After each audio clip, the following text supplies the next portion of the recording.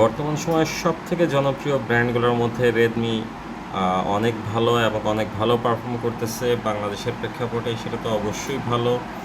তো রেডমির এখন ইদানিংকার সময়ের মধ্যে সবথেকে নতুন যে মোবাইলগুলো চলে এসেছে তার মধ্যে রেডমি A3টা অনেক লো বাজেটের মধ্যে কাস্টমারের জন্য অনেক বেশি স্যাটিসফাইড একটা মোবাইল। যদিও এই মোবাইলটার ব্যাটারি সংক্রান্ত কিছু কমপ্লেন আছে, তো আমরা ব্যাটারির পাশাপাশি দেখে নিই এই মোবাইলটাতে আরও কী সুবিধা আছে এবং রেডমি তাদের ওয়েবসাইটে কী বলতেছে।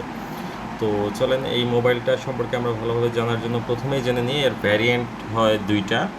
প্রথমত 4GB 64GB, যেটা বাংলাদেশি টাকায় পাওয়া যাচ্ছে 10,999 টাকা, মানে 11,000 টাকাই বলতে পারেন, 1 টাকা কম মাত্র। আর আরেকটা ভ্যারিয়েন্ট হয় 6GB 128GB, যেটা 12,999 টাকায় বাংলাদেশ মার্কেটে অ্যাভেলেবল। এখানে ভ্যাট অ্যাপ্লিকেবল একটা কথা মেনশন করে রাখা হয়েছে, কিন্তু যদিও বাংলাদেশের প্রেক্ষাপটে এই ভ্যাটটা কোনো দোকান থেকেই কেউ নিচ্ছে না।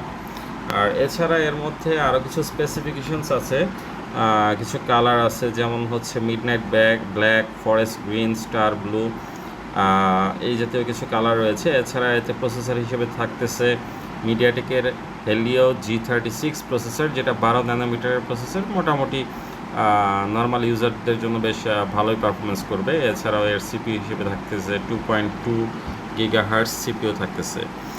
আর স্টোরেজের জন্য তো প্রথমেই বললাম, সেটা হচ্ছে 4GB 64GB এবং 6GB 128GB ভ্যারিয়েন্টগুলো বাংলাদেশ মার্কেটে অ্যাভেলেবল আছে। এছাড়াও মোবাইলটাতে LPDDR4X এর র্যাম দেওয়া আছে, সো সেই ক্ষেত্রে র্যাম পারফরমেন্সটাও বেশ ভালো। এছাড়াও আপনি মোবাইলটার মধ্যে 1 টেরাবাইট পর্যন্ত মেমোরি এক্সটেন্ড করতে পারবেন, that means extendable memory 1 terabyte পর্যন্ত সাপোর্ট করতেছে, এবং মোবাইলের হাইটটা হচ্ছে 168.4 মিলিমিটার। মোটামুটি একটু লম্বা ধরনের মোবাইলটা হয়ে থাকবে।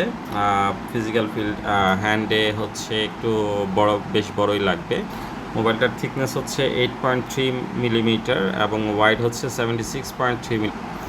এছাড়াও মোবাইলের ডিসপ্লেতে থাকতেছে 6.71 ইঞ্চি ডট ড্রপ ডিসপ্লে। এই ডিসপ্লেটা অবশ্যই আমরা অনেকেই ডট ডিসপ্লে বা ওয়াটার ড্রপ ডিসপ্লে বা এই জাতীয় নামে আমরা জেনে থাকি। আর এছাড়া এর ক্যামেরা রেজলিউশনের মধ্যে 1650x720, যেটা 268 PPI হিসেবে রয়েছে। এছাড়াও এর ক্যামেরা পারফরমেন্সের জন্য আমরা মেইন ক্যামেরা পাচ্ছি 8 মেগাপিক্সেল, যেটা 4P লেন্স, অ্যাপারচার হচ্ছে 2.0, আর হচ্ছে 1080 পিক্সেল। এটা পিছনের ক্যামেরায় ভিডিও করা সম্ভব।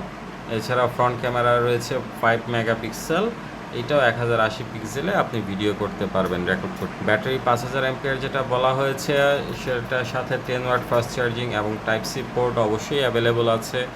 এছাড়াও এতে সিকিউরিটি হিসেবে থাকতেছে side mounted fingerprint, face unlock, pin code pattern, এগুলো তো অলওয়েজ সব মোবাইলে থাকতেছে। এছাড়া 4G সিম সাপোর্টেড, 4G বা LTE supported, dual SIM, micro SD, এই সব কিছুই মোটামুটি অ্যাভেলেবল।